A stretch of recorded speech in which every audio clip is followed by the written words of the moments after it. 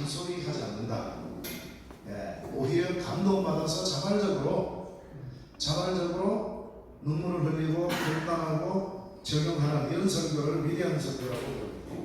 그래서 오늘 제가 여러분들에게 소개하는 것은 잔소리조에 교인들이 저항할 수 있는, 반항감을 가질 수 있는 그런 설교 말고 정말 감동을 받아서 스스로 아름다운 열매를 주렁주렁 맺을 수 있는 그런 설교 어떻게 할 것인가, 그쪽을 제가 여러분들에게 소개하려고 하는 겁니다.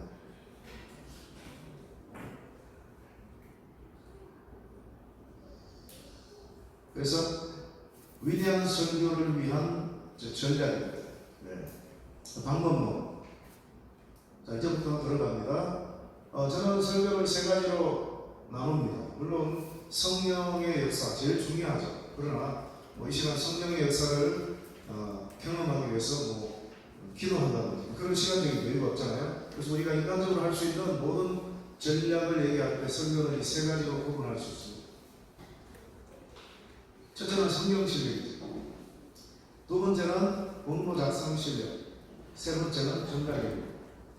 제가 2003년도 총신신명에서 첫 강의를 하면서 이 세 가지 중에서 뭐가 제일 중요하다고 생각하느냐, 손을 들어보라고 1번에 손 들으라고 했더니만 95%가 1번에 손을 들었어요. 총신박조. 그런데 일반 대학원 목회자 과정에서 석박사 과정에서 제가 손을 들라고 했더니만 1번이 아니었습니다. 어디에 제일 손을 많이 들었을 것 같아요? 3번이죠. 3번. 설교를 매주 직업적으로 할 수 하는 그런 사람들은 3번의 손을 100%다 들었습니다. 제가 엑스로 가면서 2012년도 총신에서 마지막 강의를 했습니다. 그때 신병 학생들한테 물어봤어요. 물어봤더니만 3번에 압도적으로 손을 많이 들었습니다. 2003년도 거의 9년 전에 물었더니만 총신신병 학생들이 1번이 제일 중요하다라고 했는데 9년 뒤에 물어보니까 완전히 달라졌어요. 3번이 제일 중요하다. 실제로 그렇습니다. 제가 입증을 시켜볼게요. 제가 서기를 했어. 저는 신구약을 전공한 사람입니다. 그래서 본문도 좀 충실하겠죠? 그 다음에 또 수사기법을 전공했어요. 설교학적으로. 그래서 맛깔스러운 설교. 본문에 충실하고 맛깔스러운 설교문을 제가 작성했어요. 그런데 이걸 프린트해갖고 여러분에게 다 나눠드립니다. 내용은 똑같습니다.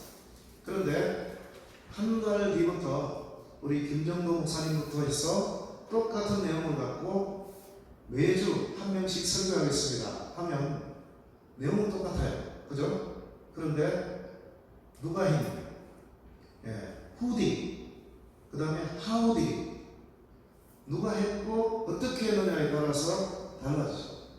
그 설교를 가지고 초짜 전도사님이 했다면 아무래도 어설프겠죠.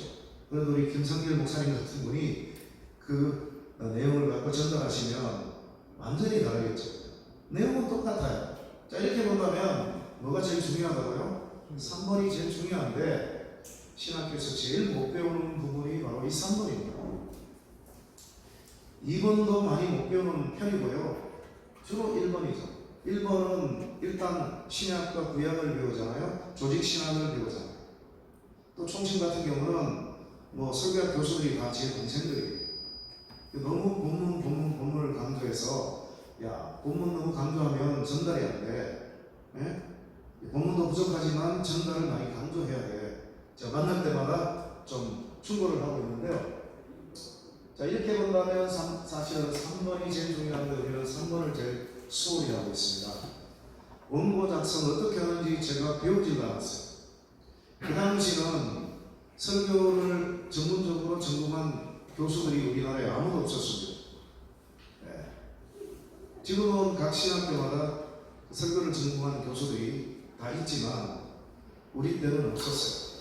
김성길 목사님처럼 설교 잘하시는 분이, 큰 교회 설교 잘하시는 분이 설교학을 강의를 했어요. 근데 사실은 어릴 때부터 공부를 잘하고 전교 1등하고 서울대 들어가는 사람하고, 어릴 때는 공부를 못했다가 뒤늦게 정신 차리고 서울대를 들어가는 사람하고, 어떤 사람의 강의가 일반적인 학생들에게 도움이 될까요? 그 말하면 잔소리죠. 서울대 나온 사람은 어릴 때부터 수석한 사람은 그냥 타고난 거에 공부를 잘해요. 그런데 어떻게 하면 공부를 잘하는지 잘 모르는 수가 있어요. 설교도 마찬가지입니다. 제가 우리 학교 목회연구소 소장인데요. 설교 세미나를 하려고 강사를 여러 사람을 접촉을 했습니다. 그런데 한 분이 그러시더라고요. 나는 설교하면 잘은 하겠는데 어떻게 하면 설교를 잘하는지 가르치라면 나는 한 번도 준비가 안 되겠다. 그러시더라고요. 그래서 설교학은 전공을 하는 것이 필요합니다. 이 오늘 세 가지를 제가 여러분들에게 다 소개를 할 텐데요. 양파껍질을 벗기듯이 처음에는 좀 브로드하게 넓게 얘기하고 그 다음에는 또 이 세 가지를 조금 더 세밀하게 좀 더 깊이 그렇게 파고드는 그런 방식으로 제가 강의를 하도록 하겠습니다.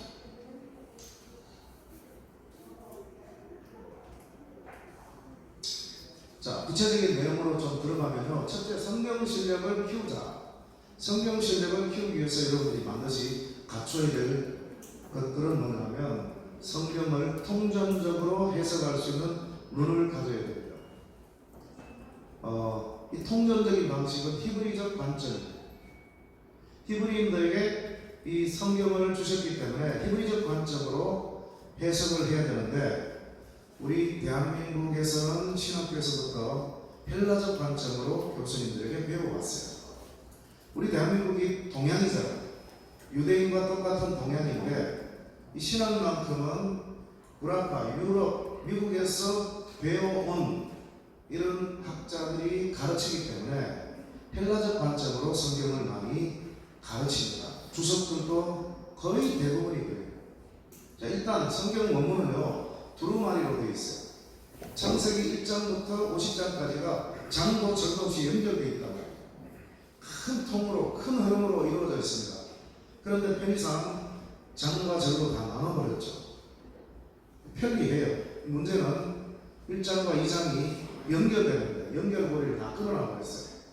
게다가 이 주석은 끊어놓은 장과 절을 또 한 단어 한 단어 다 쪼개버렸어요. 그래서 여러분들이 갖고 있는 이 성경, 영어 성경도 마찬가지로 장과 절로 쪼개고 또 주석은 한 단어 한 단어 다 쪼개버리니까 이게 성경의 큰 흐름을 다 놓치는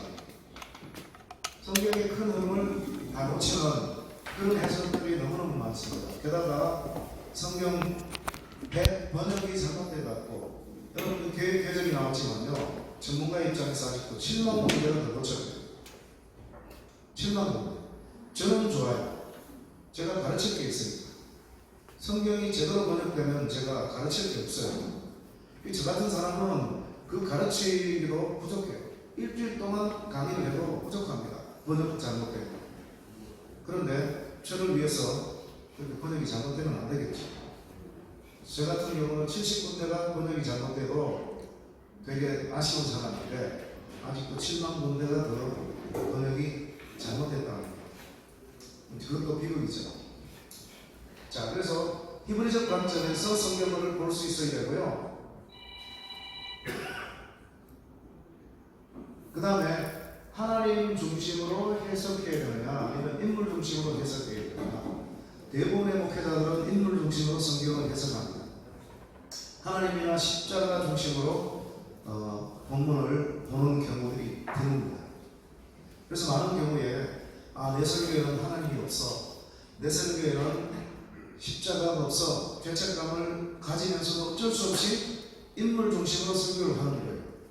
왜냐하니까 맨날 예수님 얘기, 맨날 십자가 얘기, 매번 하나님 얘기 하면 그애들이 따분해야 돼요. 다 하는 얘기니까. 네. 그런데 성경의 창세기만 해도 아브라함 16장이나 기록이 되어 있어요. 똑같은 사람이지만 장마다 사건이 다 다릅니다. 아주 프레시합니다. 그래서 교인들이 좋아해요. 우리가 로이드 존스처럼 로마서를 갖고 3년, 4년 설교해버리면 그거 마치기 전에 쫓겨나는 가능성이 많습니다. 또 로마서냐, 또 율법이냐, 또 은혜냐, 비슷비슷한 얘기가 계속 반복되잖아요. 교인들이 힘들어해요. 그래서 요즘은 주제별 강의 설교로 많이 하죠. 석 달 동안 12주, 그리스도인의 결혼 생활, 큰 타이틀은 12주 같이 갑니다. 그러나 주일이 되면 늘 프레시한 본문과 프레시한 소제목으로 그렇게 해서 석 달을 가는 이런 설교들이 요즘 어필이 되고 있습니다. 교수님 그러면 그 강의 설교가 아니잖아요. 그거 아닙니다. 강의 설교는 책 한 권을 떼나가는 것이 강의 설교가 아니에요. 책 한 권을 떼나가도 강의 설교고, 주일마다 본문이 달라져도 강의 설교입니다. 강의 설교는요, 설교의 원칙과 철칙을 얘기하는 거예요. 주일마다 본문이 바뀌어져도 그 내가 정해놓은 본문의 핵심 메시지가 있고 오늘 청중들에게 적용이 있으면 그게 강의 설교예요. 강의 설교는 그것만 얘기하는 거예요. 자, 그 다음에 완전한 복음의 흐름. 오늘 개신교가 개독교 소리 많이 듣고 있죠. 왜 그러냐? 이 복음이 반쪽짜리 복음을 믿고 있기 때문에 그렇습니다. 그래서 우리는 이단은 아니에요. 천국은 갑니다. 그러나 복음이 반쪽짜리 half gospel, 이걸 신학교에서 가르쳐 왔기 때문에 율법적인 설교가 너무너무 많아요. 제가 율법적인 설교가 너무 많다고 얘기를 하면 강의를 듣는 분들이 어그리를 하지 않습니다. 사복음서 공부하면서 유대주의자와 예수님의 복음 얼마나 차이가 있는지 우리가 너무 잘 알고 있는데 내 설교가 율법적이라고. 그런데 강의 듣고 나면 10분간 휴식할 때 사람들이 좀 찾아와요. 교수님 제 설교가 율법적이다. 저는 어그리 안 했는데 강의 듣고 보니까 제 설교가 너무 율법적이었습니다. 처음으로 깨달았습니다. 그래요. 실제로 그렇습니다. 이번 주일, 오는 주일도 우리나라에 10만여 명의 목회자들이 설교를 할 텐데요. 85%가 율법적인 설교를 하고 있다는 거 몰라요. 저도 몰랐어요. 그래서 완전한 복음을 알아야 돼요. 그 다음에 성경의 난제들을 정리를 해야죠. 한번 빛을 얻고 하늘의 은사를 맛보고 성령에 참여한 바가 되고, 그리고 타락한 사람은 다시 회개케 할 수 없다.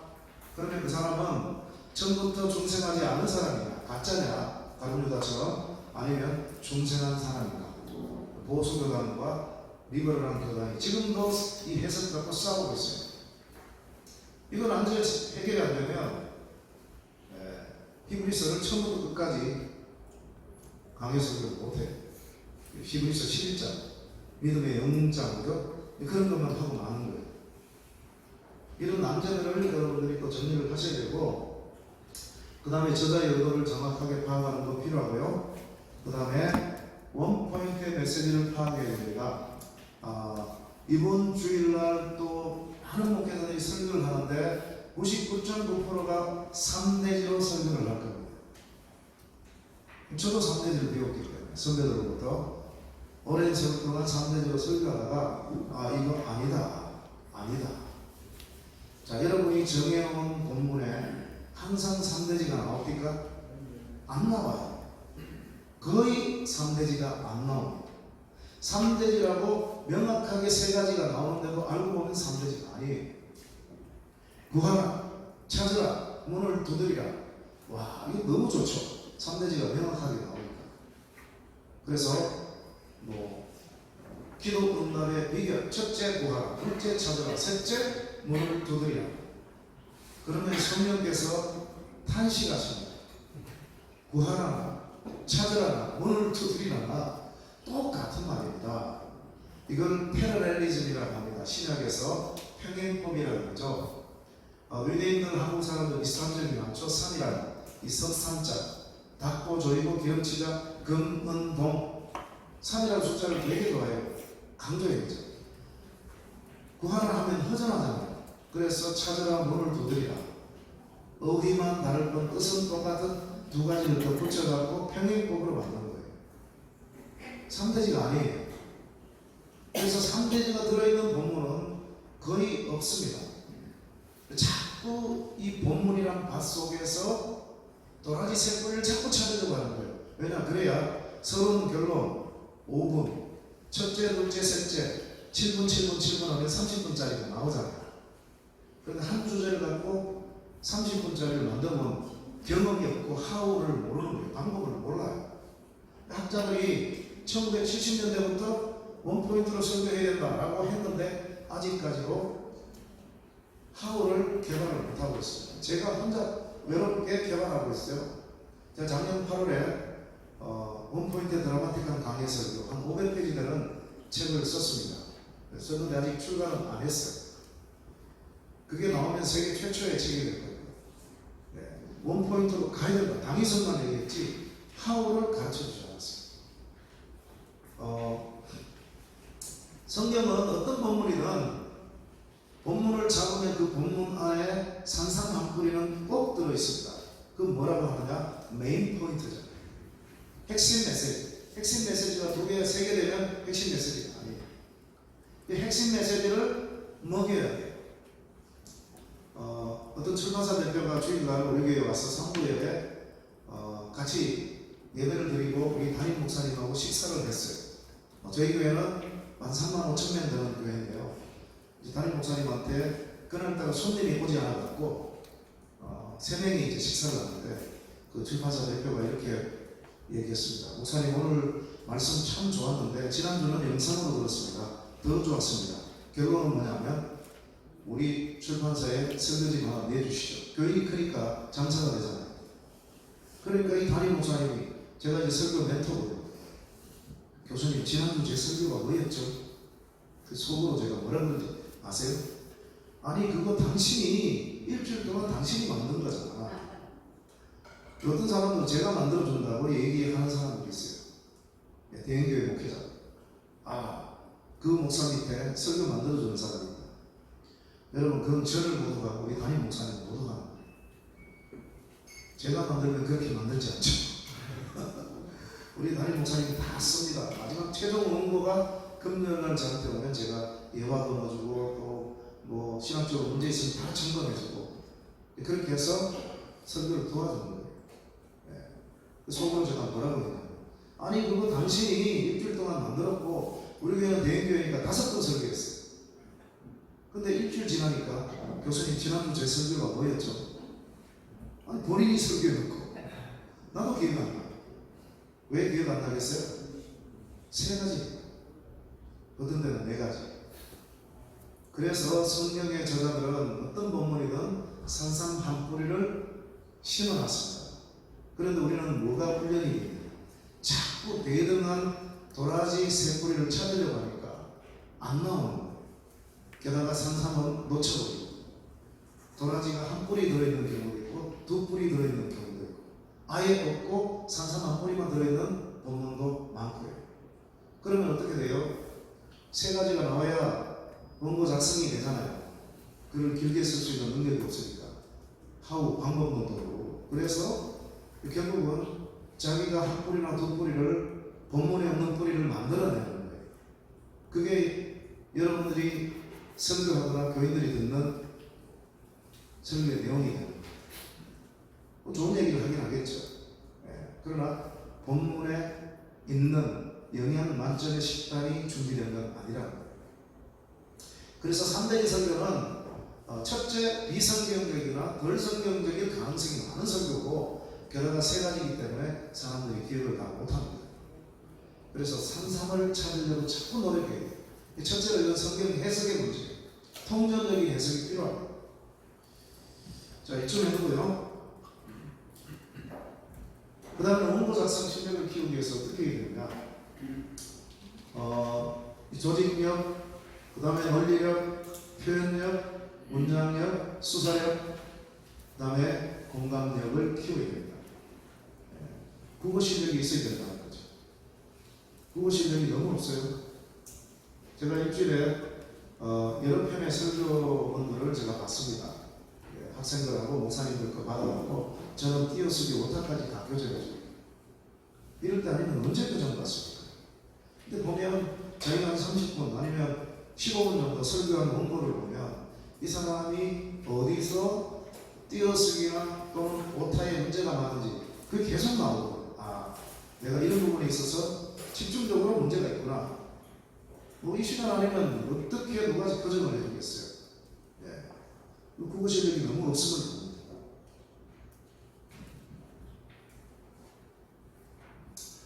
제가 옛날에 그 김인환 총장님하고 차를 타고 가다가 총장님, 우리 신학생들 목회자들이 국어 실력이 너무 없어요. 아, 그래요? 로서와 로서를 구분을 못합니다. 그러니까 그 나도 구분 못하는데 그 시간. 자, 그 다음 세 번째 전달력. 전달력을 키우기 위해서는 이 발음, 말성, 문조, 그 다음에 보조장단, 잠시 멈춤, 이것도 매력이 있거든요. 리듬, 또 제스처, 시선 처리, 성대 사용법. 저도 목이 막 쉬었잖아요. 9과목을 막 가르치다 보니까 월요일, 화요일은 원래 있어요. 월요일은 아침 8시 40분부터 저녁 8시 20분까지 저녁 먹을 시간도 없어요. 계속 수업이고, 화요일은 그보다 조금 적고, 오늘은 수업이 없어요. 그 목이 지금 가버려요. 저도 뭐 성경으로 다니고 세미나도 다니고 하는데 제가 제 목소리가 듣기가 싫어요. 목이 완전히 쉬어버려요. 그래서 성대 관리법이 필요합니다. 자, 그 다음에 발음부터 해서 시선 처리까지 이 신학교 때 연습을 하고 훈련을 해야 되는데 뭐 성경 해석하다가 시간 다 가버려요. 너무너무 안타깝죠. 그런데 커뮤니케이션, 제가 유학을 갔다 왔을 때 2003년도 우리 대한민국은 커뮤니케이션 시대였어요. 스피치 시대였어요. 지금은 조금 잠잠해졌는데 그때는 막 이 강사들이 비싼 돈 받고 엄청 사람들이 몰려오고 그랬었어요. 그래서 제가 설교하건 이거 배울 수가 없으니까 제가 그 사람들의 강의를 뭐 강남까지 가서 들을 시간적인 여유가 없으니까 50만 원 해서 인터넷 강의를 들어보니까요, 발음 잘 못하는 사람들 발음 교정까지 다 해주더라고요. 그 다음에 말 더듬는 사람들, 강사가 유명한 강사인데 말을 조금 더듬어요. 근데 이 사람 자기 간증을 하는데 KBS 마치마당인가 거기 나왔어요. 보니까 말을 엄청나게 더듬었던 사람이에요. 그런데 서울에 와갖고 웅변학원에서 고친 거예요. 그래서 대한민국 최고 많은 스피치 강사가 됐는데 말을 조금은 아직은 더듬더라고요. 과거에 그랬던 사람도 이렇게 바뀌더라고요. Practice makes perfect. 훈련을 통해서 엄청나게 사람이 바뀝니다. 근데 신학교에서 이 설교학 시간이 너무 짧아요. 기껏해야 1시간 아니면 2시간밖에 안 돼요. 한 5시간은 줘야 돼요. 이런 거 훈련하려면 랩실도 있어야 돼요. 세상은 지금 뭐 엄청 바뀌는데 이거 설교학은 아예 이거 가르치지도 않습니다. 시간도 없고요. 또 방법도 몰라요.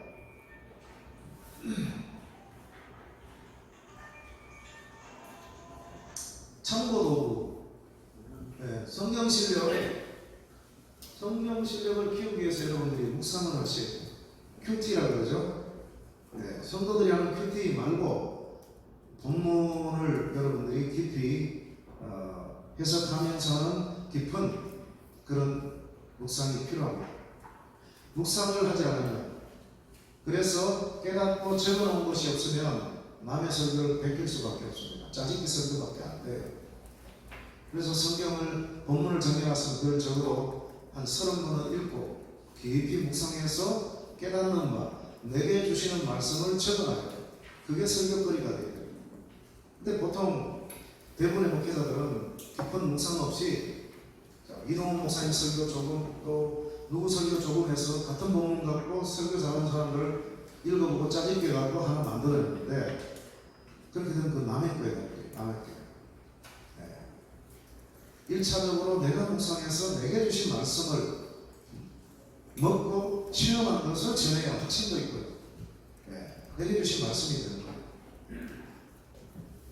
그 다음에 설교지 남의 설교를 뭐 90% 100% 뺏겨갖고 들켜서 쫓겨나는 경우들 미국이도 있고 한국에도 있고요. 아니 뺏겨도 좀 표시 안 나게 뺏겨야지. 바보같이 똑같이 찬송가까지 똑같이 뺏겨버려요. 와, 찬송가는 왜 뺏깁니까? 다른 찬송 하면 되잖아요. 이름만 되면 아주 유명한 목사님이에요. 그분은 웨스민스터에서 THM까지 하신 분이에요. 그래서 들켜가지고 장로님들하고 막 심각한 갈등이 생겼습니다. 사과하고 나서요. 그러지 않겠다고 했는데 이번에는 또 카나다에 있는 어떤 목사님 그걸 뺏겨버려요. 요즘 젊은이들이 다 찾거든요. 그래서 결국은 교회가 막 몇 년 동안 그러다가 이제 교회들 많이 떨어지고 최종적으로 목사님이 저 갖고 나갔어요. 개척을 좀 했는데 우리 교수들이 이해가 안 된다. 아니 들켰으면 그 다음부터는 자기가 만들어지 왜 또 뺏겨서 하느냐. 제가 그랬어요. 왜 뺏겨서 하는지 아느냐. 이해가 안 된다는 거. 실력이 있는 사람이잖아요. THM까지 미국에서 했습니다. 제가 답을 가르쳐줬어요. 이분은 우리는 대부분 신경 다니면서 전도사 생활하면서 설교를 시작하잖아요. 저거 그랬어요. 좋은 설교들 여기서 좋은 저기서 좋은 그 다음에 내 것 좀 집어넣고 한 편을 만든다. 지금까지 그렇게 하잖아요. 이분은요, 예를 들면 이동훈 목사님께 너무 좋아. 그걸 그대로 뺏겼어요. 버리고. 거의 막 90% 100% 뺏겨서 하는 버릇이 되버리니까 이 짜집기도 안 되는 거예요. 그런 분은 신학교에 새로 가서 설교는 새로 배워요. 그래서 좋은 설교자를 흉내내고 좋은 설교집을 모방해서 이렇게 도움받는 거 필요합니다. 50%, 100% 뺏겨버리면 그건 문제예요, 문제. 그 다음에 주석이 사실은 어떻게 보면 필요악입니다. 필요해요. 그런데 해를 많이 끼쳐요. 원포인트의 설교를 불가능하게 만드는 거예요. 장과 절로 우리 성경 다 쪼개놨죠. 그 쪼갠 것을 이제는 손가락 마디마디까지 다 쪼개버리는 게 주석이에요. 주석. 한 단어 한 단어 다 쪼개버리죠. 그러다 보니까 큰 흐름을 놓쳐버려요. 저도 주석을 보거든요. 역사적인 배경, 관습, 그 다음에 히브리 헬라 이런 것들을 참조를 해요. 그러나 참조를 하되 큰 흐름을 놓치지 않도록 여러분들이 주의하셔야 돼요. 그 주석을 참조를 하는 것이 필요하죠. 그러나 그런 약점이 있다는 거, 맹점이 있다는 거 여러분 기억하시고요. 그 다음에 이 서기집이라고 있습니다. 이 빨간 표시를 한 것은 제가 창안에서 집어넣은 거예요. 서기집하고 주석하고 무슨 차이가 있느냐. 제 과목 하나가 뭐냐면 창세기, 서기 및 설교 작성법이에요. 설교와 관련했을 때는 주의 주석이라는 말을 쓰지 않습니다. 서기 및 설교 작성법, 주석 및 설교 작성법 이렇게 쓰지 않습니다. 자, 저 서기는 뭐냐면 창세기 1장, 오늘 제 본문이라고 하면 1장이 한마디로 뭐냐, 원포인트의 핵심 메시지 한 문장. 2장 뭐냐, 이런 서기집이 나와요. 안 나와 있어요. 근데 주석을 보면 1절부터 해서 1절에도 단어 하나하나 다 세분화 시켜보니까 큰 흐름을 못 잡는 거예요. 서기집이 앞으로 좀 나왔으면 좋겠고요. 그 다음에 개요집. 이거 3대지를 위해서는 이 개요집이 좀 필요하겠죠. 그러나 3대지를 저는 좋아하지 않기 때문에. 자, 그 다음에 여러분 인문고전을 많이 읽으십시오. 성경 다음으로 여러분 인문고전을 많이 읽으시고, 사실은 성경도 인문고전 안에 들어가는 거예요. 인문고전의 최고로 이 보수교단, 우리 교단도 마찬가지지만 고신의, 제가 얘기 들었어요. 고신의 인문학을 강의를 한 교수님이 몇 년 전부터 이제 인문학은 인본주의다 해가지고 없애버렸어요. 과목 자체가 없어지고 그분도 출강을 이제 못하게 돼요. 그건 무지의 소치. 자, 인문고전은 그 속에 인본주의가 들어있는 책들이 당연히 소수가 있죠. 그건 영향받으면 안 되죠. 그러나 인문고전은 설교의 보고예요. 자, 66권은 짧아요. 사실 우리 인생의 모든 것을 적용시켜 놓지는 않았어요. 이 좋은 예화를 발견했어요. 그리고 이거 써먹을 수 있는 본문 뭐냐? 저는 책을 많이 읽기 때문에. 근데 성경에 본문이 없어요. 찾을 수가 없어요. 야, 이거 예화는 기가 막힌 예화인데 성경에 이 예화를 써먹을 수 있는 연결되는 그런 진리는 없단 말이죠. 그러니까 성경은 많은 것을 포함해놨지만 우리 삶의 구석구석 적용이 그렇게 많이 되어 있지 않습니다. 인문고전이 그것을 적용하는 거예요. 그리고 예화들이 엄청 많잖아요. 그리고 글 잘 쓰는 사람들이 유명세를 타고 많은 사람들이 그 책을 읽어서 오래도록 살아남은 고전이잖아요. 그래서 이 인문고전을 읽으면 설교 원고를 잘 작성할 수 있는 실력도 키울 수 있는 거예요. 인문고전은 설교의 보고입니다. 여러분 성경만 알아서는 안 돼요. 그래서 이 인문고전은 정말 중요하고요. 게다가 인문고전은 그 문해력을 키워줍니다. 본문을 읽고 나서 본문 속에 들어있는 저자의 의미가 뭐냐? 아직도 그 의미가 제대로 파헤치지 않는 것들이 너무 많아요. 제 수업을 들어보시면 아실 거예요. 삭개오의 이야기 나오잖아요. 누가복음 19장. 삭개오의 이야기를 예수 믿는 사람이 제일 잘 아는 본문 중에 하나입니다. 근데 제 강의를 듣고 나면 고백을 해요. 야, 교수님 삭개오의 이야기 저 다 한다고 생각했는데 5%도 몰랐네요. 실제로 그렇습니다. 그만큼 아직도 성경 속에 파묻혀갖고 주인의 손길을 기다리고 있는 산삼들, 보아들이 너무너무 많습니다. 인문고전은 독해력, 리딩 파워를 배양시킵니다. 그래서 남들이 이 본문에서 보지 못하는 그 깊은 내용, 딥 미닝을 파헤칠 수 있는 능력을 줘요. 통찰력을 줘요. 상상력을 키워줘요. 이게 인문고전이에요. 인본주의 사상만 우리가 도방되고 나머지는 전부 설교에 기가 막힌 자료들. 그 다음에 경건설. 저도 몰랐어요. 저도 경건설을 많이 읽었거든요. 근데 이게 설교와 직결되는 줄을 저는 잘 몰랐어요. 지금 빨간 표시되어 있는 것은 설교 책에는 안 나오는 얘기예요. 제가 터득하고 경험합니다. 자, 이따가 제가 맛을 보여드리기로 하고요. 자, 그 다음으로 넘어갑니다. 두 번째, 홍보 작성 실력. 점점 구체적으로 들어간다고 했죠. 설교집 필요하고요. 인문고전 여기도 필요하고, 경건서적 정말 필수적이고, 묵상, 영화도 봐야 되고, 드라마도 봐야 되고, 만화도, 이 만화 기가 막히네요. 이거 네카페 만화. 제가 30분 설교한 것보다도 네카페 만화가 더 저자의 의미를 정확하게 드러냅니다. 설교의 마지막에 제가 활용하는 거죠. 그 다음에 기독교 유적지 탐방. 여러분 성지순례 많이 가십시오. 제가 7월달에 또 영국을 갑니다. 17분을 모시고 가는데요. 내년에는 유기성 목사님이 저하고 같이 가시기로 7월 1일부터 11박 10일 아예 날짜를 고정시켜 놨어요. 원래 가고 싶어 하셨는데 늦게 보셔가지고 광고를 늦게 보셔가지고 영국 탐방이 최고입니다. 이스라엘은 감동이 제일 떨어져요. 영국이 최고입니다. 제가 지금 네 번째 가는 거거든요. 특히 대형 박물관 가이드 없이 가면요 그냥 관광이에요. 제 설교 세미나를 런던에서 두 분이나 해갖고 각 지역에 있는 30년, 40년 된 그 지역의 목사님들이 다 가이드들이에요.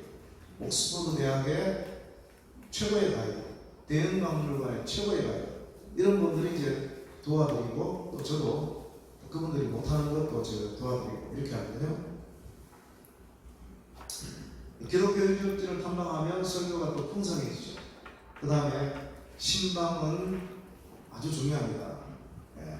신방 위주의 목회는 하지 마십시오. 교인들 하여금 교회에 와서 말씀 듣고 기도하고 그리고 멋지게 살아서 또 축복받아서 하나님 앞에 많이 바치도록 하는 게 목회자의 사명인데 말씀 준비, 기도 준비도 못하고 계속 신방만 끌려다니는 이런 목회는 좋지 않습니다. 그러나 신방은 반드시 필요합니다. 대형교회는 내가 신방 못해도 구역 교육자들 있잖아요. 부교육자들에게 정보를 얻어서 오늘 내 이번 주일날 설교 속에 그것을 감안해서 집어넣어줘야 돼요. 목사님 어떤 가정에 어떤 권사님 가정에 이런 아픔이 있습니다. 그 설교 속에 반영을 시켜줘야 돼요. 내 양떼의 그 형편을 우리가 알아야 돼요. 저는 LA에서 담임 목회를 2년 했는데요. 작년 400명 했는데 작년 400명도 제가 PhD 논문 쓰면서 작년 400명 목회하는 게 쉽지가 않더라고요. 400명 적은 숫자가 아니라는 걸 제가 알았어요.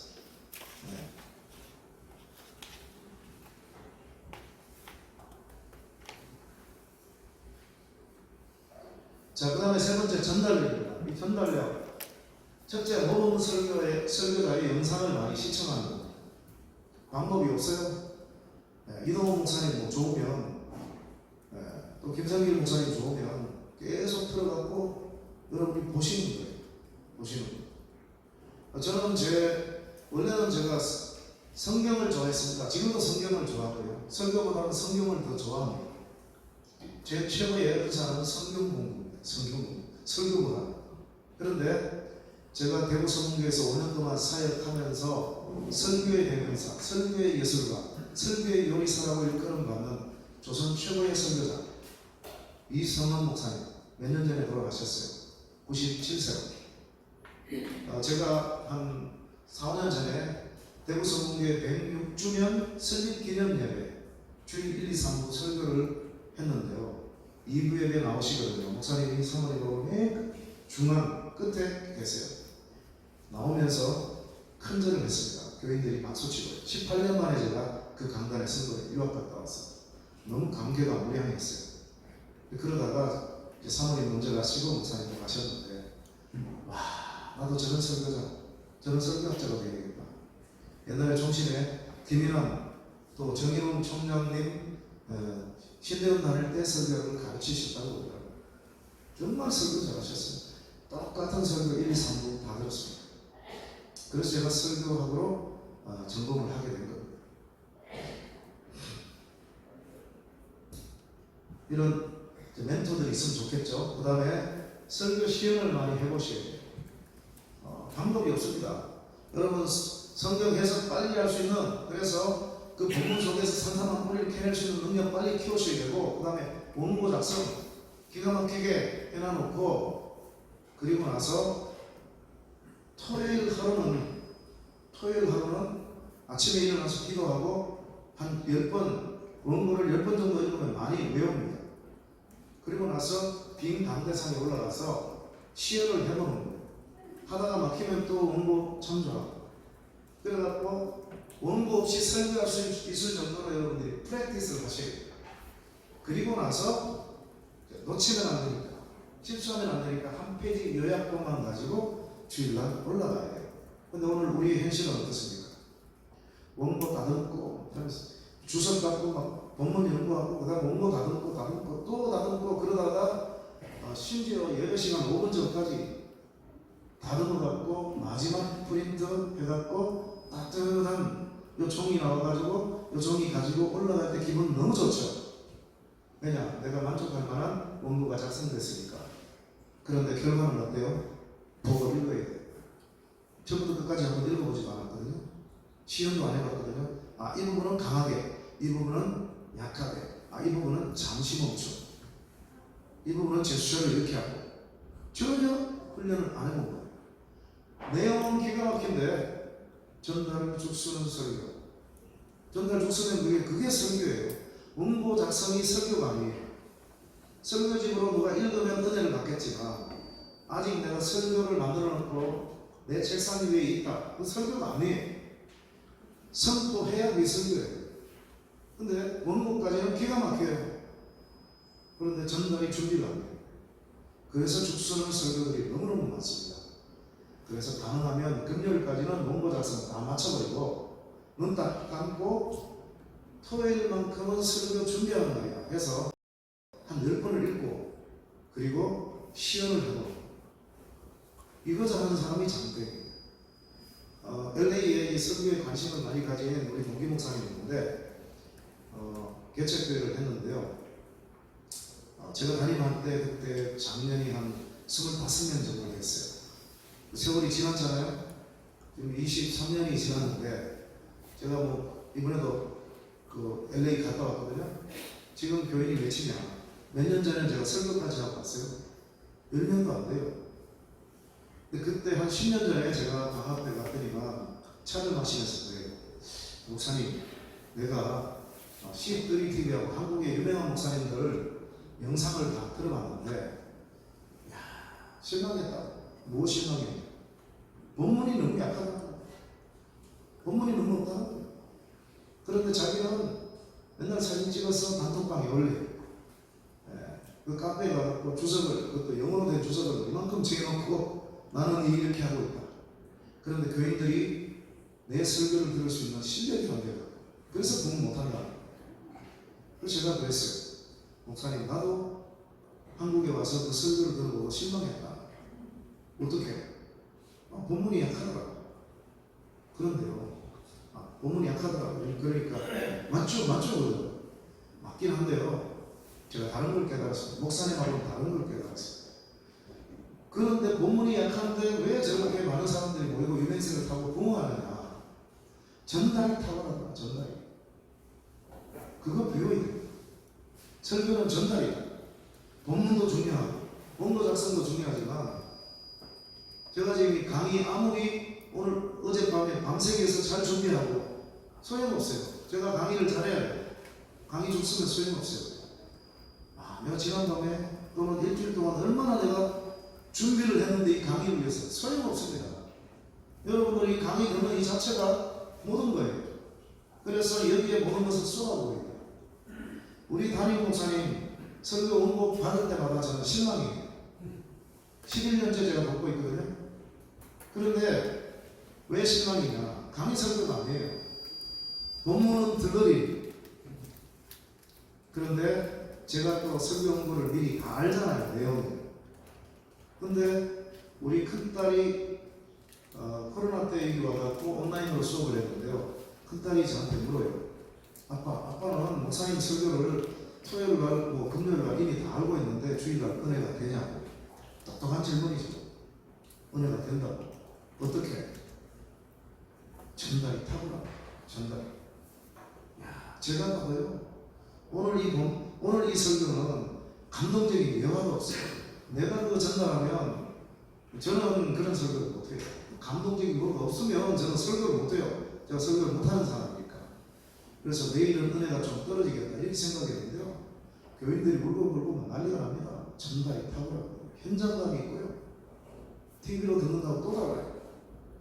그러니까 큰 교회가 되는 거예요. 그래서 전달이 사실은 목회 현장에서는 설교 현장에서는 전달이 최고입니다. 본문 총식 교수들한테 제가 하는 얘기가 야 본문 그래 본문에 파묻혀서 죽어버려라. 교인들은 듣지도 않는데 들리지 않는데 본문 중요하죠. 제가 성경신학을 했기 때문에 본문을 얼마나 강조한지 몰라요. 그러나 성경적인 설교만 해도 안 돼요. 비브리컬 하면서 and effective preaching 효과적인 설교가 돼야 완벽한 설교가 될 수 있겠죠. 위대한 설교가 될 수 있겠죠. 자, 그래서 설교 시연이 실제로는 제일 중요합니다. 그 다음에 아나운서들의 이 강의, 이 아나운서들의 강의를 들으라고 하는 것은 참 비극입니다. 설교 교수들이 이거 못 가르치니까 그래요. 전달을 못 가르쳐요. 보수교단의 설교자들은 보면 성경신학자들 같아요. 제가 미국 켈빈 신학교에서 신학 테이칭을 했거든요. 트리니티 신학교에서 구약 테이칭을 하고. 근데 켈빈에 가서 보니까 그레이트 아무소 교수님, 지금 은퇴하셨어요. 유명한 분이에요. 그분 교수로 있어서 설교 교수로 있어서 그분 과목을 선택 과목으로 제가 들었습니다. 여러 과목을 들었는데요. 그때는 그게 설교하기 줄 알았는데 제가 지금 와서 보니까 성경 해석학이에요. 설교를 어떻게 하면 잘하는지는 하나도 강의를 못했어요. 지금 그 후임이 와갖고 지금은 이제 가르치고 있어요. 원포인트도 뭐 소개하고.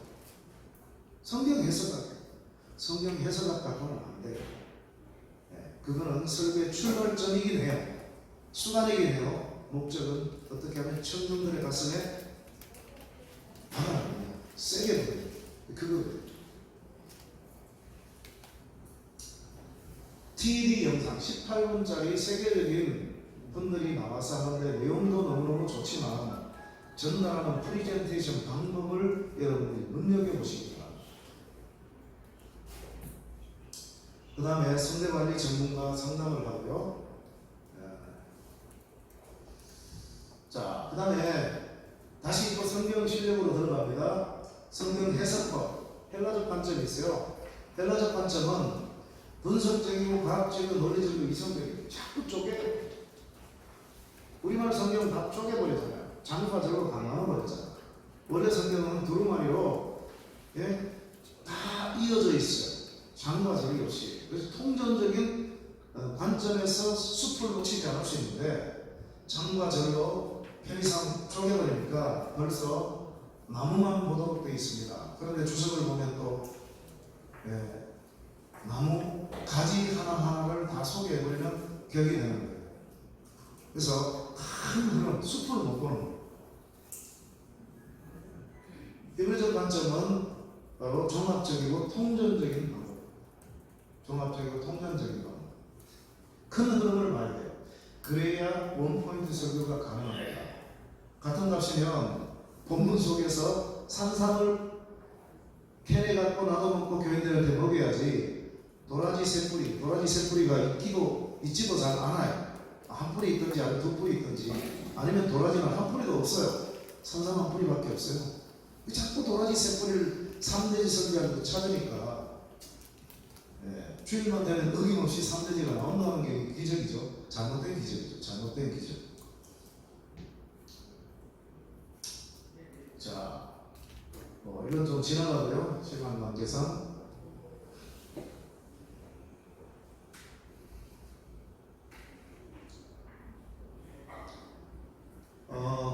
사무엘상 17장 이제 성경을 가지고 제가 예를 들어 보겠습니다. 다윗과 골리앗의 싸움이 나옵니다. 다윗과 골리앗의 싸움. 당연히 설교는 제목이 다윗과 골리앗의 싸움. 또 그 내용은 그렇게 흘러갑니다. 이렇게 보는 것이 바로 숲을 보지 못하고 나무를 보는 격이 되는 거예요. 여러분, 이 본문은요 그렇게 해석하면 안 돼요. 자, 하나님이 이스라엘 왕이에요. 그런데 이스라엘 백성들이 우리도 눈에 보이는 적이 쳐들어왔어요.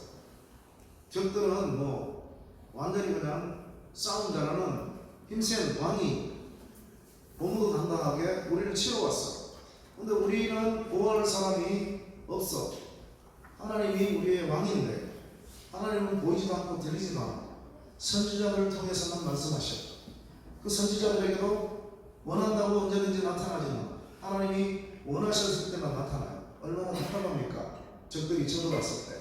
그래서 선지자에게 우리도 눈에 보이는 왕을 주옵소서. 하나님이 내가 왕인데 왕을 달라고? 그래서 하나님이 그래 왕 줄게. 이게 누구예요? 사울왕이잖아요. 사울왕은 처음부터 하나님 마음에 합한 왕이 아니에요. 너희들이 원하는 왕 한번 맛봐라고 주신 왕이에요. 처음에는 겸손했죠. 근데 서서히 맛보기 시작해요. 그때 하나님은 하나님의 마음에 합한 왕중왕 예수 그리스도의 그림자인 다윗을 이미 기름 부어 주셨어요. 그러다가 골리앗이라고 하는 불세출의 영웅을 만나고 전쟁이 일어났어요. 그동안은 백전백승이었는데 사울왕도 벌써 키가 2m 90이에요. 우리 식으로 하면 2m 90이에요. 벌벌 떠는 거예요. 텐트 안에서 벌벌 떨고 저놈 죽여라, 저놈 죽이면 내 사이로 삼겠다, 또 상을 주겠다 했는데 이스라엘에 그런 사람이 있어요. 아버지가 이새가 막내 아들한테 형들이 잘 있는데 한번 도시락을 싸서 그만둬보고 전세가 지금 불리하다는데 어떻게 되는지 한번 신부름 갔다 와라 했는데 하나님은 이세는 신부름 보냈지만 하나님은 그 군사들이 보고 또 적들이 보는 앞에서 누가 하나님의 마음에 합한 왕인가 하는 것을 보여주는 그런 중요한 기회예요.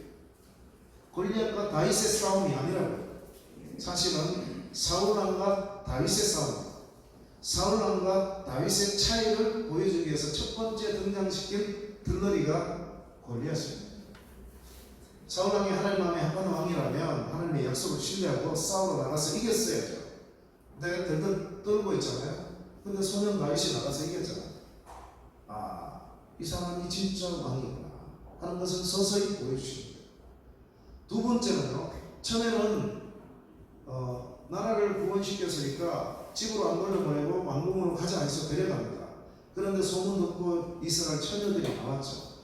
그래서 환영을 하면서 사울은 천천히 다윗은 만만하다. 사울왕이 그때 시기가 들어갔습니다. 시기의 영이 들어가서 나라를 제대로 못 다스리고 하나님의 마음에 합한 왕, 자기 또 사위잖아요. 그 다윗 죽이는데 혈안이 돼 있다가 길보아 산에서 자살로 생애의 마지막을 비참하게 끝내고 말았죠. 그런데 다윗은 그 소리 듣고 뭐라고 생각했어요? 야, 이제 사울 시대가 가고 나 다윗 시대가 되었다. 그럽니까? 전혀 아니죠. 백성들 앞에 신하들 앞에 출입해 보니까, 출입했다는 것은 경험해 보니까 정말 괜찮은 사람이더라. 그래서 사울왕보다도 더 다윗을 시기하고 질투했어야 될 왕자 요나단까지 자기 생명같이 사랑합니다. 여러분 다 들러리들이에요. 이 처녀들은 이 두 사람의 차이가 얼마나 현저한 차이가 있는가를 보여주기 위해서 등장되어진 첫 번째 들러리가 골리앗이고 두 번째 들러리가 이스라엘 처녀들이에요. 이렇게 봐야 성경을 사무엘상 전체를 꿰뚫어보는 큰 흐름이에요. 근데 전부 그 골리앗과 다윗의 싸움, 그 본문에만 초점이 맞춰져가지고 큰 거를 다 놓쳐버려요. 게다가 또 이 본문 가지고 첫째, 둘째, 셋째 이 내러티브 본문 갖고 대등한 세 가지를 찾아갖고 먹이니까 배탈이 나죠. 배탈이 나죠.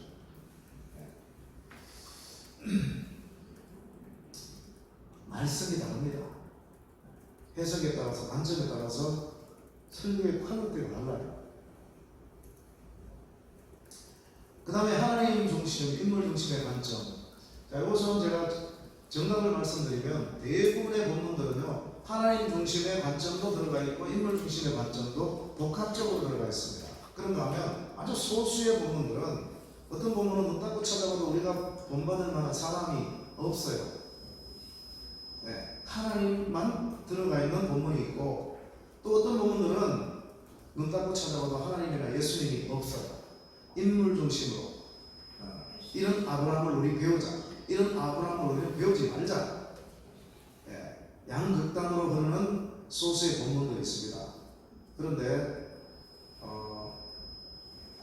모든 본문에서 예수님을 집어넣으려고 하는, 모든 본문에서 예수님을 해석하려고 하는 못된 버릇이 있습니다. 어떤 분들에게 잘못된 거예요.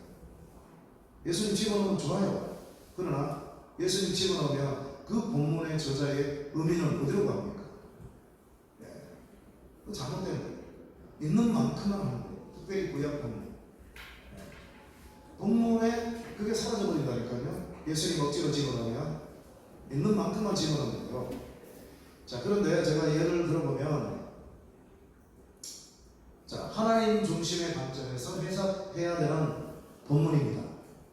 그런데 오히려 정반대로 인물 중심으로 사람을 또는 짐승을 우리의 모범으로 해서 설교한 내용이 있습니다. 바로 이 두 본문이에요. 사무엘상 6장. 제가 총신신전에서 강의할 때 어떤 목사님이 오셔갖고 이 사무엘상 6장 가지고 소보다 못한 신학생이 되지 맙시다. 이런 식으로 이제 설교를 하는 분이 봤어요. 분이 계시더라고요.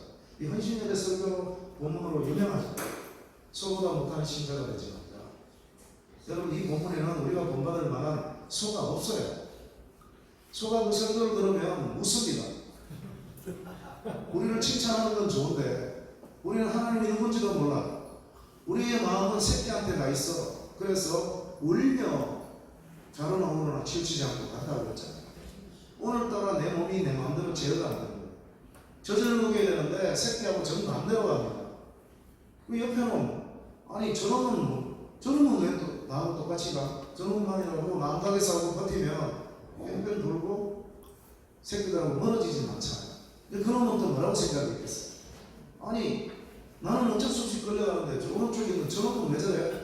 저놈이라도 좀 멈추면 새끼들한테 멀어지지 않을 텐데 그러지 않았겠어요?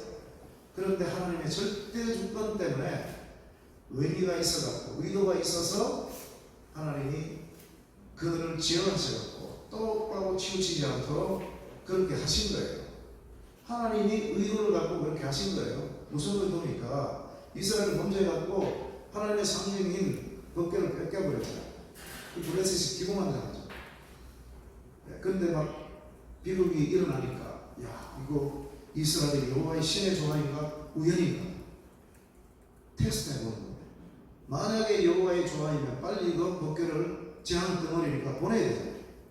그래서 테스트를 하는데 젖을 떼지 아니한 이 소 한 마리가 아니고 두 마리를 새끼들과는 정반대 방향으로 목적지를 두고 만약에 이 두 놈이 저쪽으로 새끼들과 정반대 방향으로 가면 이것은 이스라엘 여호와의 신의 조화이다. 그런데 그럴 일은 없을 거예요. 불가능해요. 그랬는데 하나님이 그게 응해버린 거예요. 응해버린 이유와 목적이 뭐예요? 블레셋 이놈들아 너가 잘났어 전쟁에서 이긴 줄 아느냐? 내가 헛된 신이라서 너희를 이긴 줄 아느냐? 내 백성 잠시 너희를 통해서 징계한 거야. 그거고 지금 시위에 빠져있는 이스라엘 백성들 더 중요하죠? 내가 떠난 너희를 영원히 떠날 소냐? 회개하고 돌이키면 다시 너희와 함께 하겠다. 소망의 메시지를 던지려고 이 테스트에 응하신 거예요. 이 소중한 하나님이 빠져버리고 하나님도 모르는 소를 우리의 모범으로 세워갖고 소보다 못한 신자가 되지만 우리 신대원 다닐 때 설교에 10위권 안에 속하는 아니 5위권 안에 속하는 유명한 목사님이 계세요. 그분이 나는 평생 강해 설교를 했다. 내 강해 설교의 베스트 원문은 이거다라고 그 목회하시는 그 말씀에 내려놓은 게 바로 이 설교. 내 강해 설교의 최고 원문은 이거다라고 해놨는데 엉터리 있습니다. 소보다 못한 신자가 되지. 그 다음에 에스겔서 47장 저때도 어떤 목사님이 오셔갖고 챕터에 설교를 하셨어요. 네 종류의 신앙, 발목신앙, 무릎신앙, 허리신앙, 푹 잠기는 신앙. 그런데 여러분들은 주의 종이 될 사람이니까 푹 잠기는 영적인 리더들이 되시기를 주님의 이름으로 축원합니다. 여러 같이 아멘 했어요. 그 다음 수업이에요. 아멘 한 놈 손 들어봐. 아무도 안 들더라고요. 분명히 여러분들 중에 적어도 몇 사람은 들었어요. 여러분 이 본문에는 네 종류의 사람이 없어요. 에스겔 혼자밖에 없다니까요. 이거 사무엘상 6장하고 똑같은 내용이에요. 범죄하니까 성전에 하나님의 인재가 사라졌어요. 그런데 소망의 메시지를 주는 거예요. 그래서 너희들이 회개하고 돌이키면 성전에 내가 다시 임하겠다. 나의 영광이 임하겠다. 그래서 물이 처음부터 잠길 수 없잖아요. 서서히 해서 이 에스겔 한 사람이 측정 도구가 돼갖고 1시간 지나니까 발목, 그 다음에 2시간 지나니까 무릎, 그 다음에 허리, 나중에는 푹 잠기는 이런 정도로 충만하게 될 것이라는 소망의 메시지. 여기 네 종류의 사람이 없다니까요. 한 사람만 측정 도구일 뿐이에요. 그 발목까지 오는 것도 그 감사한 일이에요. 얕은 신앙이 아니라고요. 그 찬송가도 여기에 따라서 틀린 찬송가가 나와버렸죠. 그래서 우리 과거에 제가 이어갈 때 유행했던 복음송 있잖아요. 물이 바다 덮음같이 여호와의 영광이 온 세계에 임하리라. 그걸 얘기하는 거예요. 소망의 메시지예요. 발목도 소망이고요. 네, 허리도 소망이에요. 발목 신앙이 되어서는 안 되고 그게 아니라 너무너무 잘못 본문이 해석되고 있는 하나님의 영광, 하나님의 임재 여기에 대한 소망의 메시지를 전하는데 자꾸 내 종류의 신앙에서 마지막 네 번째처럼 되게 된다. 이런 설교들이 너무너무 많았어요. 자, 그런다면 이것은 인물 중심으로만 봐야 되는 부분인데 구속사와 관련지어갖고 오랜 세월 동안 해석을 해봤어요. 주석도 그렇고 설교들도 그렇고 지금은 엔디버 전무한 사람들이 이제는 알아. 제대로 가르치니까.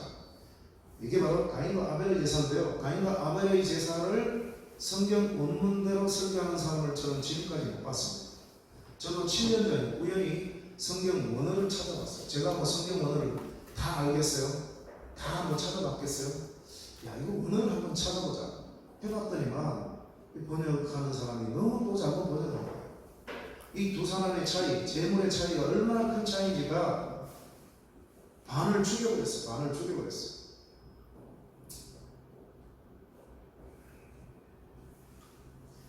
자, 피의 제사가 아니었다라고 오랜 세월 동안 해석을 했잖아요. 피는 예수 그리스도의 구속을 얘기하는 거니까. 근데 우리 천국 가서 한번 물어봅시다. 저때 아벨이 예수님 알았는가? 알 리가 없죠. 예수님이 제대로 등장을 공식적으로 안 하셨던 시기인데 저 제사는요 피의 제사가 아니에요. 이 민카라고 하는 저 제물로 번역되어 있는 민카라고 하는 히브리어는 추수감사제입니다. 추수감사제. 그래서 이게 나올지 모르겠네요. 안 나오네요. 자, 날들의 끝이 되어 이렇게 되어 있습니다. 그러니까 씨를 봄에 뿌려갖고 이제 추수 때가 됐다는 거예요. 그래서 가인이 농사를 지었기 때문에 농산물을 바치는 거 지극히 정상이에요. 아벨도요 농산물을 바쳐야 돼요. 근데 아벨은 목축업을 하니까 농산물을 사갖고 바칠 수도 있어요. 우리 시골이 아닌 도시에서도 추수감사주일 되면 뭐 수박도 올라오고 하잖아요. 농사 안 짓잖아요. 돈 주고 사갖고 하잖아요. 그렇듯이 바꿔가지고 농산물로 바쳐야 되는데 그럴 필요는 없었죠. 양을 쳤기 때문에 양으로 바친 거예요. 재물의 차이, 종류의 차이가 전혀 아닙니다. 추수감사이기 때문에. 그럼 무슨 차이냐? 자, 저자는요 그 본문에서 두 사람의 차이를 의연하게 우리에게 보여주고 있는데 일단 우리말 번역으로만 봐도 차이가 있어요. 가인이 바친 것은 unoffering 이렇게 되어 있어요.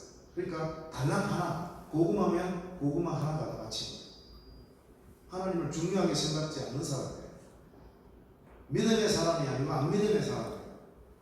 요한일서에 보면 가인은 악한 자, 사탄에게 속한 라인이 처음부터 똑같은 부모 밑에서 태어났지만 하나는 사탄의 라인, 하나는 하나님의 라인.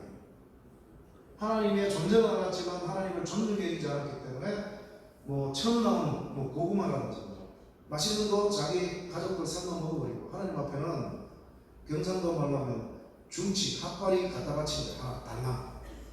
그런데 아벨이 바친 것은 양의 첫 새끼라고 했습니다. 첫이라는 형용사가 붙어 있어요. 하나님은 만물, 맞이를 좋아하신다. 첫 번째 것을 좋아하신다. 그 당시는 알려주지도 않았어요. 그런데도 에베소 11장에 보면 아벨은 믿음으로, 믿음의 사람이었잖아요. 하나님을 존중히 여기는 사람이에요. 그래서 하나님한테 드리는데 뭘로 드려야 되나?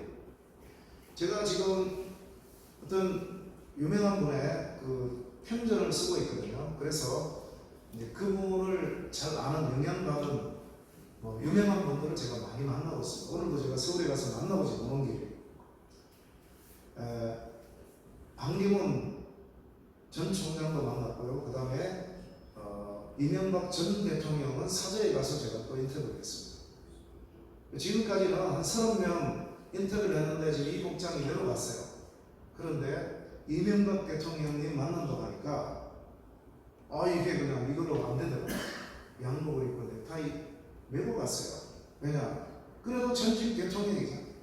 조선시대 전직 대통령. 그런데 출판사 대표도 같이 갔는데 출판사 대표도 늘 이렇게 왔어요. 근데 그날 보니까 양복을 해서 왔더라고요. 처음 봤어요. 마치고 나서 아니 대표님 어떻게 오늘 양복 입고 오셨어요? 전직 대통령이라서 이렇게 입고 오면 안 될 것 같았다. 그렇잖아. 대통령도 그런데 하나님 앞에 바치는 건데 구별되어서 바친다는 게 첫 것을 바치는 거예요. 첫 것을 좋아하신다는 몰랐지만 생각해보니까 처음 나온 거 그것도 흠 있는 거 다리 3개고 다리 4개고 그런 거 바쳤겠어요? 흠 없는 그걸 바친 거예요. 그리고 그 기름을 바쳤다고 했어요. 제가 대학교 다닐 때 저는 성경에 퀘션이 많아갖고 교육자들이 제가 가면 도망갑니다. 또 질문한다. 담임 목사님이 지나가시더라고요. 목사님 아벨이 맞췄는데 왜 기름은 왜 맞췄습니까? 기름 몸에도 안 좋은데. 그 당시에는 콜레스테롤이라는 용어를 몰랐어요. 기름은 우리가 먹으면 혈액순환에 문제가 생기고 빨리 죽을 수 있기 때문에 하나님이 우리의 건강까지 생각하셔서 그건 내게 맞춰라 배려하셨다. 감동이었어요. 알고 보니까 완전히 쏟아버렸어요. 그분은 그렇게 하셨거든요. 중동지방에서 짐승과 사람의 제일 중요한 부위가 있습니다. 우리는 제일 중요한 부위가 뇌 아니면 심장이잖아요. 여기 우리 생각의 좌소 자리가 여기 있잖아요. 그런데 중동 사람들은 창자를 제일 좋아합니다. 왜 창자를 좋아하냐? 우리는 순대, 창자는 순대인데 그 사람들은 거기에 생각의 좌소가 있다는 거예요. 자리가 거기 있다는 거예요. 그러면 기름은 뭐냐?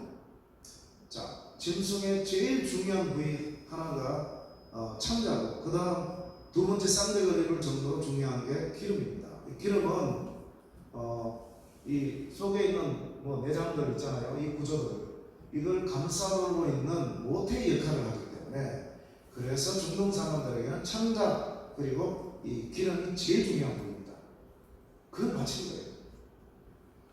우리에게 적용시키면요 최고의 것을 바치고 최상의 것을 바쳤다라고 적용할 수 있겠죠.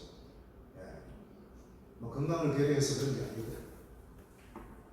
자, 요렇게 알았는데 제가 한 7년 전에 히브리어 찾아보니까 양의 첫 새끼와 그 기름이 아니고 양의 첫 새끼들과 그들의 기름들 복수입니다.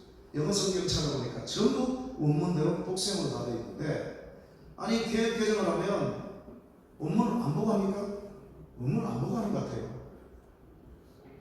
그럼 영어 성경으로 봐야 되잖아요. 또 단소리를 봤어요. 저자는 언어퍼링 달랑 하나 다인이 바쳤고 이 사람은 적어도 2마리 이상 100마리인지 1000마리인지 몰라요. 1000마리까지 안 됐겠지만 정말 소중한 것을 바친 거예요. 그 차이입니다. 그래서 그 믿음의 삶 믿음이 열매로 알맹이 있게 나타났을 때 충실하게 나타났을 때 아벨도 받고 덩달아 덤으로 받아지는 거예요. 제물도 가인이 안 받아지니까 하나님을 소홀히 했고 안 받아들여지고 평소에 악한 삶을 살았기 때문에 뒤에 나오지만 그 제물도 따라서 응답이 안 되는 거예요. 그래서 이 본문은 후속사로 십자가로 해석해야 되는 것이 아니고 우리가 헌금 바칠 때 예배 드릴 때 어떤 자세로 바쳐야 되느냐 성가대 노래 잘한다고 그냥 개판으로 살다가 노래 잘한다고 찬송만 하면 안 된다는 거예요. 일단 멋지게 살고 멋지게 사는 그 마음을 가지고 그 믿음을 갖고 최선을 다해서 최상의 것을 바치고 또 최상의 마음으로 찬양할 때 하나님이 받으신다. 그렇게 적용할 수 있습니다. 그래서 전혀 거꾸로 이렇게 해석이 되어 왔던 본문들을 제가 여러분에게 소개하고요. 그 다음에 대부분의 본문들은 이 두 가지가 섞여 나옵니다. 자, 여러분 지금 뭐가 보이세요? 누가 보이세요? 마르닌 mon노 하고 그 다음에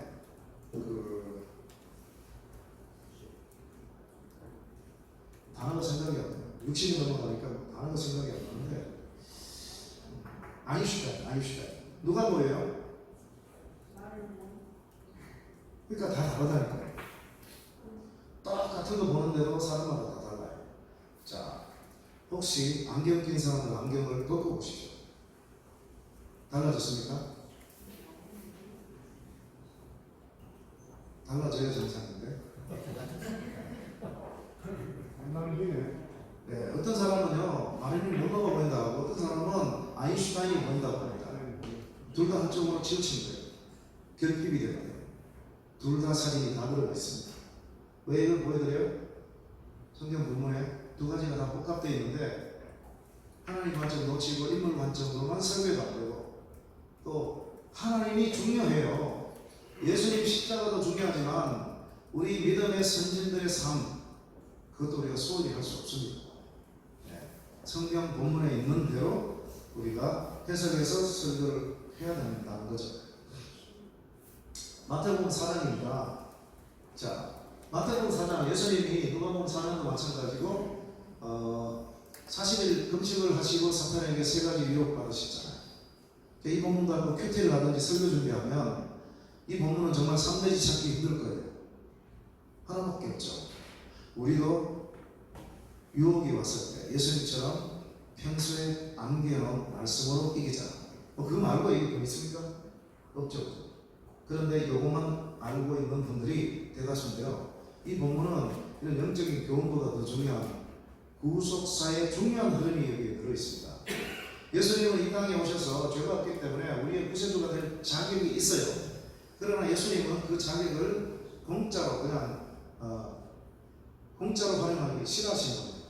그 모든 걸 잠재놓고 신의 위치에서 신의 신분에서 그분이 떠난 적이 한 번도 없지만 신의 권한을 활용하지 않고 순종함을 배워서 또 이렇게 훈련되어지고요. 기도의 대상이고 기도할 필요도 없는데 십자가를 앞두고 밤이 맞도록 기도하시고 또 예수님이 적어도 한 번은 하나님이 원치 않는 기도를 하셨어요. 할 수만 있다면 이 잔을 내게서 옮겨달라고. 그래서 많은 예수님을 좋아하는 예수님을 신으로 메시아로 믿는 사람들에게 실망감을 안겨줬어요. 제가 전도사 때 아니 불교의 2차도는 헛된 신을 위해서 순교까지 하는데 기독교의 뭐 교주 메시아라고 하는 분이 어떻게 그 목숨이 아까워갖고 그렇게 아버지가 왜 나를 버리셨나니까 이런 말들이 되게 실망스럽다는 거예요. 그래서 조직신학에서는 예수님이 인성을 우리와 같은 인성을 입었기 때문이다. 그렇게만 하고 말아요. 저희가 풀려고 되게 애를 썼는데 한 25년 전에 하나님이 깨우쳐 주셨어요. 깨우침을 받는 순간에 제가 눈물이 터져 나왔습니다. 여러분, 이 본문은 우리가 실망해야 될 본문이 아니고 죄라는 것은 그리고 죄의 대가라는 것은 하나님의 아들 예수 그리스도조차도 두려울 만큼 무서운 것이다. 한번 생각해 보세요. 삼위 하나님이 떨어질 때가 없었어요. 근데 단절히 3일 그 다음에 하나님의 심판을 받아요. 게다가 손영원 목사님 순교하시면 그냥 자기가 순교한 거지 예수님 위해서 누구의 죄를 뒤집어 쓰고 순교하는 사람은 없어요. 왜냐하면 우리가 죄인이기 때문에. 예수님은 온 인류의 죄를 뒤집어 쓰셨어요. 그 자체만 해도 두려움이에요. 그래서 예수님이 하나님인데 왜 두려워하시나? 여러분 겟세마네 동산에서 기도할 때 천사도 도왔다고 그랬어요. 천사도 도울 정도로 예수님은 정말 심각한 상태였어요. 할 수만 있다면 이 장을 여기서 옮겨달라. 그건 누가 가져야 될 권해입니까? 오늘 우리가 가져야 될 권해, 그것도 영원히 가져야 될 권해인데 누가 대신 이루어주셨어요? 그러나 나의 뜻대로는 없이 아버지의 뜻대로 하옵소서. 그 뜻이었구나. 그만큼 죄의 삭시라는 것은 무서운, 그건 내가 짊어진 예수님에게도 무서운 건데 그걸 자기를 쳐서 복종시키고 아버지의 뜻대로 없어서 하고 잔을 마신 거예요. 눈물이 터져 나오는 거예요. 실망하는 게 아니고. 제가 술안주 갈 때 새벽기도 설교회 때 학생들이 몇 사람이 찾아왔어요. 교수님 그 실망 많이 했는데 오늘이야 풀렸습니다. 그래서 많이 울었습니다. 자, 이 예수님이 오셔가지고 두 번째 아담으로 오셨어요. 첫 번째 아담 때문에 죄가 들어왔잖아요. 우리 다 지옥 가야 돼요. 예수님이 그걸 구원하시기 위해서 오셨어요. 그런데 우리 죄를 짊어지실 자격이 있어요. 그런데 그 자격을 그냥 아무런 대가를 지불하지 않고 취하지 않습니다. 하나님의 방법, 예수님의 방법. 반드시 대가를 지불하는데 이게 바로 그 장면이에요. 구속사를 이루는 아주 중요한 장면. 그래서 똑같은 먹음직, 보암직, 탐스러움직 이 세 가지 인간의 욕심, 딱 정리하면 세 가지죠.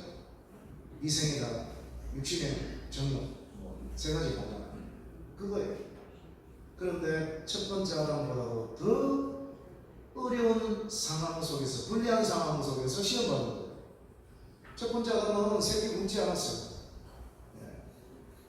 그런데 시험받았어요. 넘어졌죠. 예수님은 40일을 굶은 상태에서 유혹을 받으셨는데 거기서 저버렸으면 우리의 구세주가 될 자격이 없으셨곤 했는데 이기셨잖아요. 그래서 이 본문은 우리도 유혹이 왔을 때 예수님처럼 이기자 하고 모범으로 삼아야 되는, 그걸로 끝나서는 안 되는 거예요.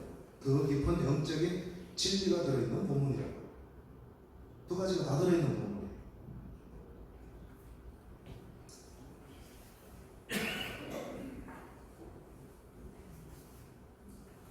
자, 이거 중요한데요. 성경 66권 다 없애고 딱 한 구절 남기라 그러면 뭐를 남길 수 있습니까? 10중 8구 요한복음 3장 16절 남길 수 있다. 그죠? 아닙니다. 요한복음 3장 16절을 요한복음 1장에서 마지막 장까지 문맥에서 딱 끄집어내는 순간 반쪽짜리 복음이에요.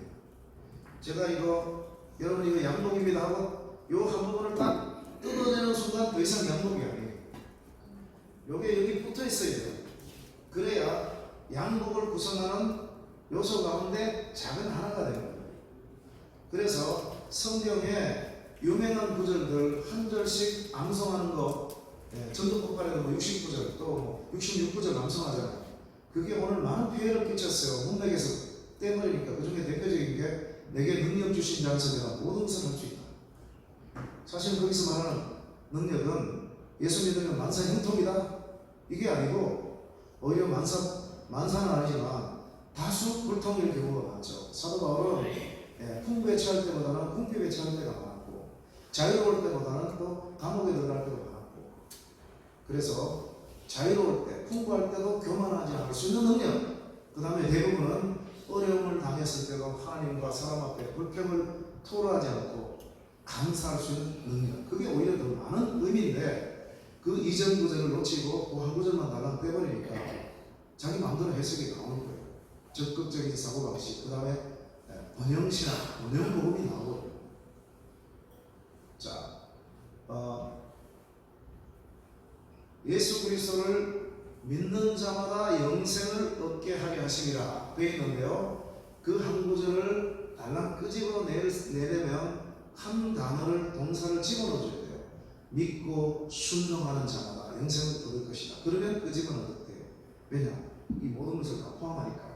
36절, 3장 36절을 보면 뭐라고 되어 있냐면 아들을 믿는 자에게 영생이 있고 아들에게 순종하지 않는 자는 영생이 없다라고 했어요. 아들을 믿는 자는 영생이 있고 아들을 믿지 않는 자는 영생이 없다 이렇게 해야 되는데 처음에는 믿음 그러고 그 다음에는 순종하지 않는 자. 여러분 요한은 믿음이라는 단어와 순종이라는 단어를 똑같이 썼습니다. 행함, 순종. 예수님은 야고보와 예수님은 행함이라는 단어를 즐겨 썼고요. 그 다음에 요한과 바울은 순종이라는 단어를 즐겨 썼습니다. 로마서도요. 알고 보면 1장 순종 나와요. 믿음의 순종. 믿어 순종케 하는 제대로 하면 믿음의 순종이에요. 믿음의 기초가 깔려져서 나오는 순종을 얘기하는 거예요. 행함을 얘기하는 거예요. 그런데 그 기저에는 누가 있느냐? 하나님의 은혜가 있습니다. 그래서 행함으로 구원받는다라는 구절도 적지 않게 나와요. 근데 바울이 로마서 4장 2절에서 아브라함이 행함으로 의롭다함을 받았느냐? 아니다 얘기하잖아요. 근데 야고보는 똑같은 아브라함을 가지고 아브라함이 행함으로 의롭다함을 받은 것이 아니냐라고 합니다. 완벽한 모순이죠. 모순이 아니에요. 왜 모순이 아니냐? 이런 난조들을 여러분 신학교 때부터 정리를 했어야 되는데 정리 안 해주니까. 저는 이런 거 정리 안 되면 견딜 수 없어요. 지금까지 이렇게 정리가 된 걸 여러분들이 소개하는데요. 자, 바울이 로마서 4장 2절에서 말한 행함은 율법의 행함입니다. 내 공로, 하나님 나 이렇게 했으니까 천국 갈 수 있죠? 이 공로는 천국 못 간다는 거예요. 아브라함은 그 공로로 천국 간 게 아니라는 겁니다.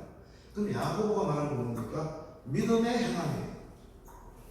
하나님의 은혜로서 주어진 행함이에요. 그걸로 천국 가야 된다라고 해야 인간이 안 되는 거예요. 내 공로가 아니에요. 하나님의 은혜로서 믿음을 통해서 나온 거기 때문에 그걸로 행한, 그걸로 구원받는 거예요. 그래서 문맥에 따라 다 다릅니다. 믿으니라, 예수를 믿으니라 나오는데 그것도 문맥에 따라서 신약에 나오는 사복음서에 나오는 믿으니라 3분의 2는 구원받는 믿음이 아니에요. 예수님을 미러클 메이커로 믿는 거예요. 구원받는 믿음은 3분의 1밖에 안 돼요. 문맥에 따라 다 다릅니다. 헬라어 소도 똑같지만 문맥이 그렇게 중요합니다. 제가 지금 졌다 칠판에 적어놓으면 무슨 말인지 알 수가 없어요.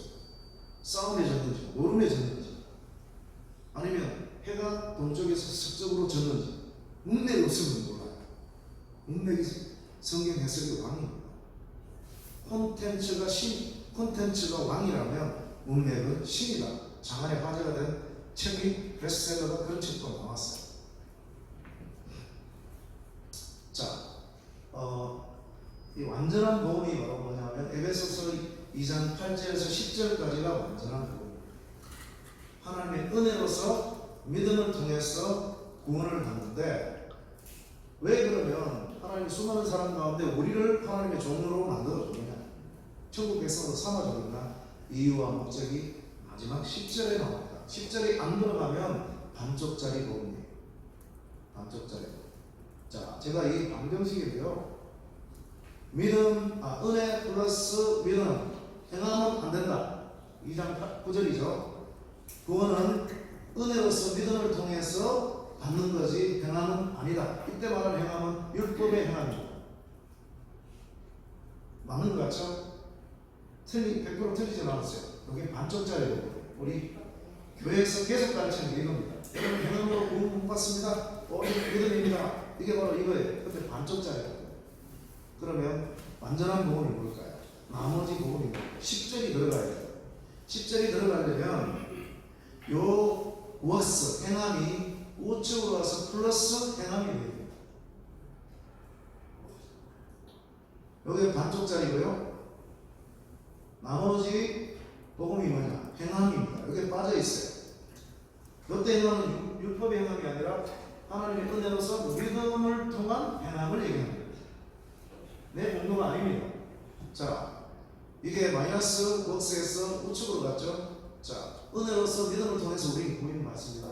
여기에 율법의 행함 내 자랑거리가 전혀 없죠.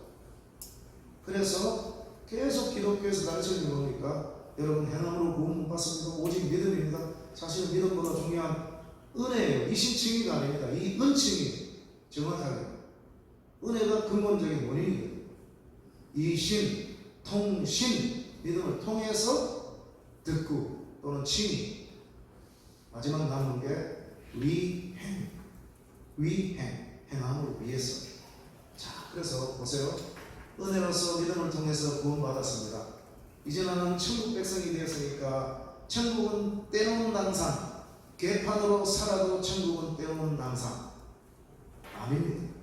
아닙니다. 자, 이미 우리에게 이건 이루어졌어요.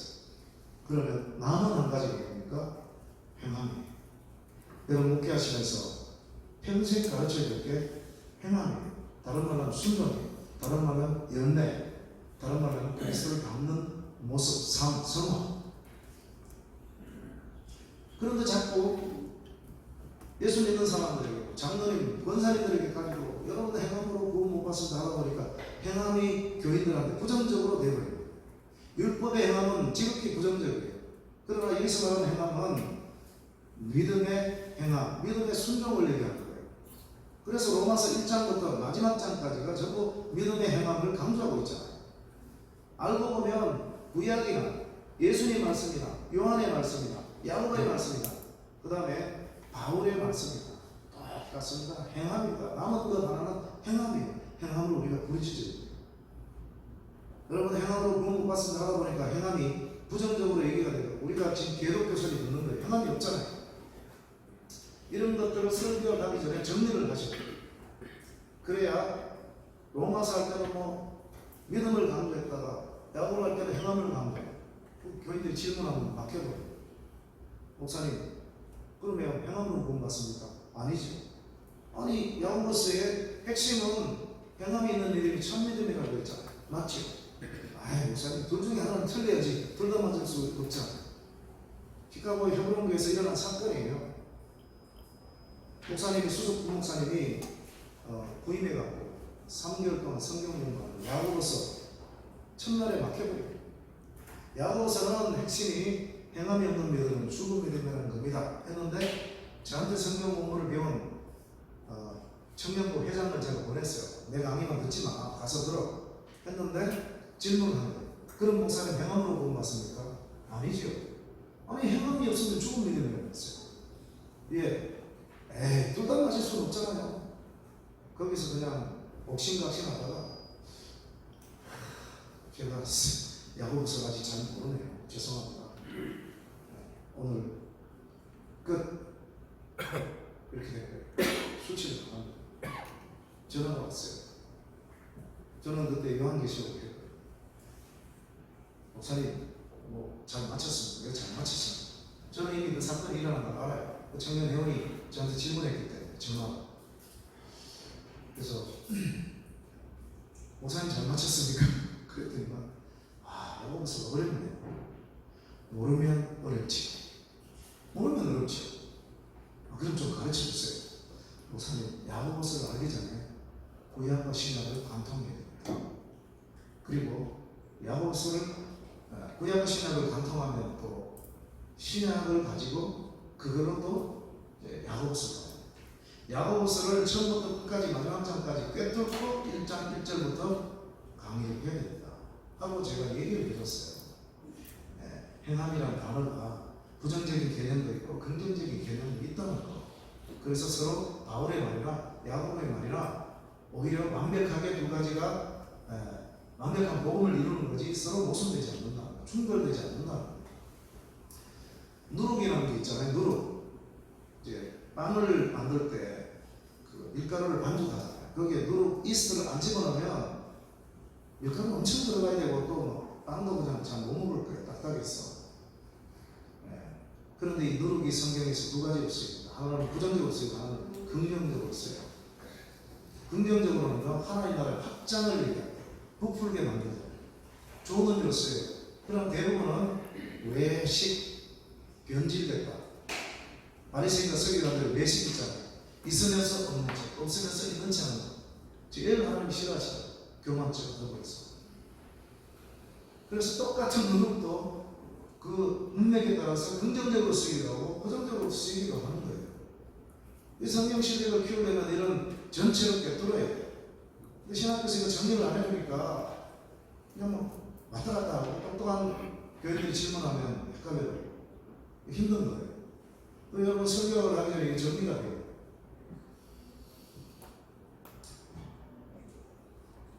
이게 완전한 복음입니다. 행함을 향해서 지금 나아가요.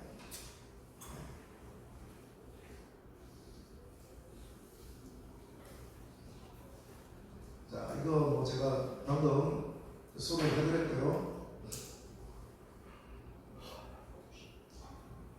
그 다음에 홍보 작성 실력인데요. 이게 구체적으로 들어갑니다. 자, 10분간 휴식하겠습니다.